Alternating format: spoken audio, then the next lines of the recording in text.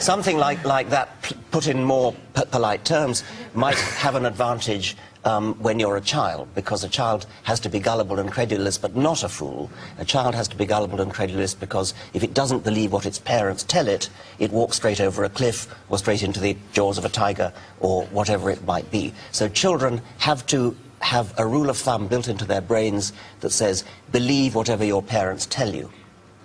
And the brain that has that rule built into it has no way of telling sense from nonsense. So it's a bit like a computer that is, if it's a programmable computer, a computer that can be programmed to accept good instructions, like how to make Microsoft Word, cannot help being vulnerable to viruses. So I think that religion is a virus, a mental virus. It's a disease of the mind, an infectious disease of the mind, which is passed down through the generations. Is that not really depressing? I don't know, maybe I'm being really naive here, but is it really depressing that there's just no point in us being here apart from You think there's no point in being here? No, I'm asking you, but I'm saying if you're telling everyone there's nothing higher, there's no higher being, and we're just here to reproduce, that is makes that us not the really best. That makes us top dog. No, it doesn't. You can't get away with saying it's depressing. Just because there's no ultimate point to it, that makes all the more reason why you should give your own life some point. That's true. Because when you die, that'll be it. So make the most of it while you've got it. See, I don't particularly want this to be it, though. It doesn't matter what you want. Do you know what I mean? This is the best we can do. Yeah, No. This is the best you can do, all right? Neil, someday you will be sitting in this chair. Is it maybe just a case of there is a God, you just haven't gotten to know him? Yeah. Do you know, maybe he's not returning your calls, I don't know. You can cling to that hope if you like, but I suggest get a life and live. I go with an atheist for a while, a girl who's raised atheist, right, and wonderful woman, fantastic, great. But the only kind of slightly strange bit was you go to an art gallery and she had absolutely no idea what the paintings were of. Now that's different, because just because you're an atheist, it doesn't mean you're ignorant about religion, about the history of religion, about the history of religious art. I think it's very important that education should include religious education in the sense that children should learn about the Bible, and they should learn about the history of religion, they should learn about comparative religion, the anthropology of religion. Otherwise you can't understand paintings, as you say, you can't understand literature. But don't teach children this is your religion. That's child abuse. Teach them there are all these... Seriously.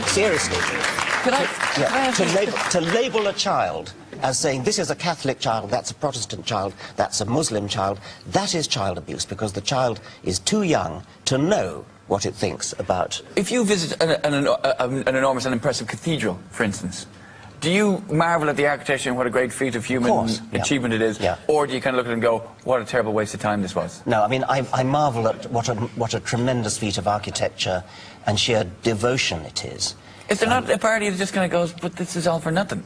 Yes. Pointless waste of energy. Yes, but that doesn't... Should they not have built a big school? Well, yeah, but I mean, that's the way it happens to be, and it is a beautiful building, can move you to tears. Was that not a sign of perfect evolution, that evolution's created someone that can create something that fantastic? In a sense, you could say that, yes. But it's kind of ironic, really, isn't it? That we're the only ones, in theory, that we reckon that think about these things, and we're at the top of the evolutionary ladder, and we've reached a stage where we all imagine that evolution is not real and something else created. That's just cheeky. That's cheeky. We've been mean to evolution.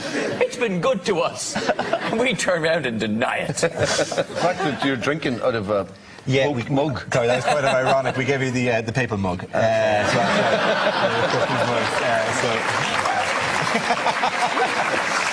book is... The Power of Christ compels you. The power of Christ compels you. Come into the light, Richard.